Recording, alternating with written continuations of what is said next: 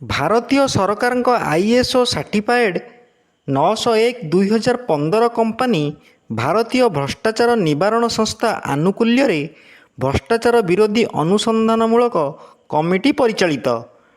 ଡାକ୍ତର ଶେଖ୍ ଅବଦୁଲ ଗନି Hussain East India ସଭାପତି ରୂପେ ନିଯୁକ୍ତ ହୋଇଥିବା ବେଳେ ପିଣ୍ଟୁ ଦାସ ଚମ୍ପୁଆ ନିର୍ବାଚନ ମଣ୍ଡଳୀ ସଭାପତି, କେନ୍ଦୁଝର ଜିଲ୍ଲା, ଓଡ଼ିଶା ରାଜ୍ୟ ରୂପେ ନିଯୁକ୍ତ ହୋଇଛନ୍ତି।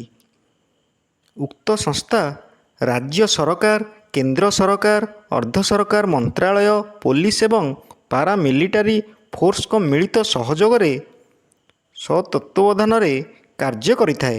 ଏହା ସମାଜରେ ହେଉଥିବା ବିଭିନ୍ନ ପ୍ରକାର ଭ୍ରଷ୍ଟାଚାର, ଦୁର୍ନୀତି, ଅତ୍ୟାଚାର, ମହିଳା ଉତ୍ପୀଡ଼ନ, ମହିଳା ଶୋଷଣ, ମହିଳା ଜାଗରୂକତା, ନାରୀ ସଶକ୍ତିକରଣ ଆଦି ସଚେତନାତ୍ମକ କାର୍ଯ୍ୟ କରିଥାଏ। ଚମ୍ପୁଆ ନିର୍ବାଚନ ମଣ୍ଡଳୀ ସଭାପତି ରୂପେ ପିଣ୍ଟୁ ଦାସ ସୁଚାରୁ ରୂପେ କର୍ତ୍ତବ୍ୟ ସମ୍ପାଦନା କରିବେ ବୋଲି ଜଣାଇଛନ୍ତି।